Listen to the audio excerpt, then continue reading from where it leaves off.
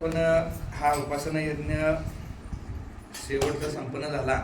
ते सुधाकर पाटील गेली 1 वर्ष झालं आमच्या सानिध्यात आली क्रिकेट खेळण्याच्या निमित्तानं, आणि खूप चांगले विचार आणि ते जरा थोडं कर्जतला पण आले आणि खऱ्या अर्थाने हे शुद्ध ज्ञान काय आहे त्याचा त्यांना थोडाफार तर बोध झालेला आहे आणि त्यांचे सगळे कुटुंबीय पण आज उपस्थित आहेत. खऱ्या अर्थाने हे ज्ञान काय आहे ते वाचल्याशिवाय तुम्हाला लक्षात येणार नाही. खूप सुंदर असं ज्ञान आहे. जीवन जगण्याची कला यामध्ये शिकवण्यात आलेली आहे आणि सद्गुरूंनी जे बेसिक प्रिन्सिपल सांगितलेले आहेत ह्यात इथं फक्त शहाणपणच मिळते. कुठं गंडादोरा नाही, उदिभस्म नाही किंवा उपास तापास नाहीत, व्रत वैकल्य नाहीत. हे ज्ञान आत्मसात केला आपल्याला सहज सुखी कसं होता येईल त्याचं ज्ञान आणि मार्गदर्शन यामध्ये आहे. आपण करत असलेल्या प्रत्येक कामात मोठे यश कसं मिळवता येईल त्याचं मार्गदर्शन यामध्ये आहे. आणि सगळ्याच संकल्पना सद्गुरूंनी खूप स्पष्ट करून सांगितलेल्या आहेत.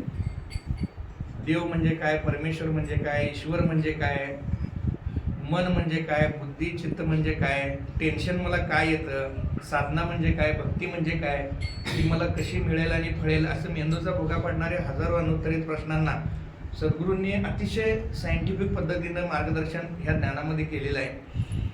आत्तापर्यंत सगळ्याच साधू संतांनी ह्या सगळ्या गोष्टी अखिल मानवजात सुखी व्हावी म्हणून भरपूर भगीरथ प्रयत्न केलेला आहे, पण ते प्राकृत भाषेत असल्यामुळे त्या अभंगांचा अर्थबोध आपल्याला फारसा होत नाही आहे. आणि नामस्मरणाचं तर महत्त्व सगळ्याच संप्रदायात फार वर्षापासून सांगितलेलंच आहे, पण फक्त नाम घेण्यानं त्याचा अर्थबोध न झाल्यानं ते नाम वृक्ष आणि कंटाळवाना होऊन माणूस तो परत परत घेत नाही आणि त्याच्या जीवनामध्ये काय फारसा बदल होत नाही. म्हणून सद्गुरूंनी विश्व प्रार्थना निर्माण केलेली आहे किंवा निर्माण झालेली आहे त्यांच्याकडून. आणि ह्या विश्व प्रार्थनेमध्ये नामस्मरण आहे.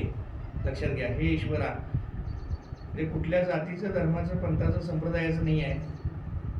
तर हे ईश्वरा, हे परमेश्वरा, सर्वांना चांगली बुद्धी दे, आरोग्य दे, सर्वांना सुखात आनंदात ऐश्वर्यात ठेव, सर्वांचं भलं कर, कल्याण कर, रक्षण कर आणि तुझे गोड नाम मुखात अखंड राहू दे. ही जी विश्व प्रार्थना आहे, माणूस जन्मापासून मरेपर्यंत स्वतःचा विचार करत असतो. माझे एकट्याचं भलं व्हावं, इतरांचं काय वाटेल ते हो, हे माणसाच्या मनात सहज विचार असतो. शेजापाजारी किंवा सगळ्यांचं भलं व्हावं असं माणसाला वाटत नाही. त्यासाठी सद्गुरूच भेटावे लागतात. आणि ज्यावेळी तुम्हाला सर्वांचं भलं व्हावं असं वाटायला लागतं, सर्वांचा विचार ज्यावेळी तुम्ही करायला चालू करता त्यावेळी तुमचं भलं आपोआप व्हायला चालू होतं. कारण हा निसर्गाचा नियम आहे. सद्गुरू काय म्हणतात की परमेश्वराची व्याख्या पण सद्गुरूंनी केलेली आहे. निसर्ग नियमांसहित स्वयंचलित स्वयंनियंत्रित नैसर्गिक पद्धतशीर व्यवस्था म्हणजे परमेश्वर. आणि हा परमेश्वर सर्व चराचरात, पाणी मात्रात, भूतमात्रात, तुमच्या आमच्या सर्वांमध्ये तो प्रगट झालेला आहे. तो सगुण साकार झालेला आहे. लक्षात घ्या. आणि देवासकट सर्व काही प्राप्त करून देण्याचं सामर्थ्य प्रयत्नात आहे. म्हणून प्रयत्न हे रत्न देवापेक्षाही श्रेष्ठ आहे असं सद्गुरूंनी सांगितलेलं आहे. जगातील सर्व धर्मातील सर्व लोकांसाठी ईश्वर, परमेश्वर, देव काय म्हणतो आपण, तो एकच असून तो कुणावरच कृपा किंवा कोप करत नाही. तर माणूसच स्वतःच्या सत्कर्माने किंवा दुष्कर्माने स्वतःवरच कृपा किंवा कोप करत असतो. हे लक्षात घेऊन जीवन जगण्यात शहाणपण आहे म्हणतात सद्गुरू.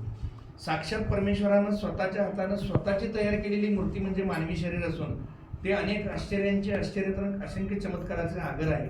अशा शरीररूपी परमेश्वराच्या जिवंत मूर्तीला दारू, गुटखा, गर्द, तंबाखू यांचा नैवेद्य अर्पण केला तर त्या मूर्तीकडनं तसाच भयानक प्रतिसाद मिळून भयंकर शारीरिक मानसिक रोग जडून माणूस रसातळाला जाऊन त्याचा पूर्ण सत्यानाश होतो. परंतु ह्याच शरीररूपी परमेश्वराच्या सुंदर मूर्तीला पौष्टिक आहार, व्यायाम, चांगल्या सवयी आणि सुसंस्कार यांचा जर नैवेद्य अर्पण केला तर आनंद, यश, सुख, समाधान, शांती प्राप्त होऊन त्याच्या जीवनाचं नंदनवन होते. हे लक्षात घेऊन जीवन जगण्यात खरे शहाणपण आहे म्हणतात सद्गुरू. आणि याचं मूळ काय आहे की उठल्यापासून झोपेपर्यंत आपण 60,000 विचार करत असतोय. आपल्या मनात येणाऱ्या विचारांचा आपण जरी विचार करत नसलो तर ते विचार मात्र आपला विचार करत असतात. आणि जसं आपलं विचार तसंच आपल्याला आजूबाजूची परिस्थिती दिसायला चालू होत्या आणि तसंच जीवन घडते किंवा बिघडते किंवा नशीब आपण आपल्या विचारानेच घडवत असतो. पण हे विचारांचं शास्त्र आपल्याला माहिती नसल्यामुळं आपल्या जीवनामध्ये बरेचसे प्रॉब्लेम आहेत. म्हणजे सतत माणूस घडून गेलेल्या वाईट गोष्टींचं चिंतन करतोय, पुढं माझे कसं होईल याची चिंता करतोय आणि ह्यात तो वर्तमानात जगायचं विसरून जातोय आणि हे विश्व प्रार्थना तुम्हाला वर्तमानात जगायला शिकवते. म्हणजे हे जग म्हणजे एक आपला आरसा असतोय. आरशासमोर आपण उभारलो, आरशातल्या प्रतिमेला नमस्कार केला, ते प्रतिबिंब नमस्कार करते, हात उगारला ते हात उगारते. तसं आपण ज्या जगात राहतोय ते जग म्हणजे आपला आरसा आहे. तुम्ही एखाद्याला अहो म्हटला दुसरा का हो म्हणतोय, अरे म्हटला दुसरा का रे म्हणतोय, आपण कोणाला मान दिलो दुसऱ्याचा मान मिळतोय, आपण कोणाचा अपमान केला आपला अपमान होतोय. घरात कुटुंबात समाजात राहताना ह्यानं माझ्याशी असं वागावं, हे असं आहे ते तसं आहे, प्रत्येकात दोष शोधण्यापेक्षा आपण स्वतःमध्ये बदल केला की सर्वांमध्ये बदल झालेला तुम्हाला दिसायला चालू होते.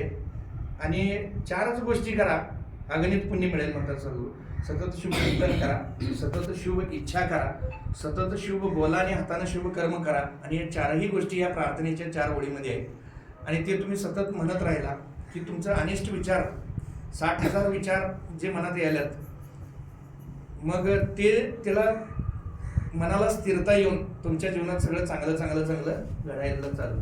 ज्यावेळी तुम्ही सर्वांचा विचार करता त्यावेळी तुमचा विचार होतच असते. लक्षात घ्या, तुम्ही जे देता तेच तुम्हाला मिळत असते. तुम्हाला तुमचं कौतुक व्हावंच वाटत नाही, तुम्ही दुसऱ्याचं केला तुमचं कौतुक आहे. एवढी साधी सिंपल फिलॉसॉफी आहे. आणि सगळं शक्ती आणि सामर्थ्य तुमच्यातच आहे.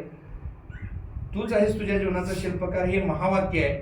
आणि हे तुमच्यातल्या ऊर्जेचा शक्तीचा बोध करून देण्याचं सगळं हे ज्ञान आहे. आणि यासाठी तुम्ही सगळ्यांनी कर्जतला जीवनविद्या मिशनचं ज्ञानपीठ आहे. कुठला मठ नाही, मंदिर नाही, आश्रम नाही, तीर्थक्षेत्र नाही, ते ज्ञानपीठ आहे. जिथं शुद्ध ज्ञानच तुम्हाला मिळेल, तिथं तुम्ही सर्व पाटील कुटुंबियांनी यावं, हे ज्ञान घ्यावं. अतिशय शुद्ध साध्या सोप्या भाषेमध्ये आहे. तुम्हाला जीवन नशीब आत्ता बदलून पाहिजे असेल, परिवर्तन पाहिजे असेल, अजून चांगलं तुम्हाला जीवनात घडावं असं वाटत असेल, तुम्ही अवश्य कोर्सेसला यावं. तत्पूर्वी इथं रविवारी सकाळी 9 ते 1 फाउंडेशन कोर्स आहे. फाउंडेशन कोर्सला सगळे कुटुंबीय तुमचे, त्यांना तुम्ही सुधाकर सांगा. आणि लर्निंग ऑफ द डे आपण गेले महिनाभर रोज नवीन नवीन काहीतरी शिकत असतो. ही बेसिक गोष्टी मी तुम्हाला पहिल्यांदा सांगितल्या की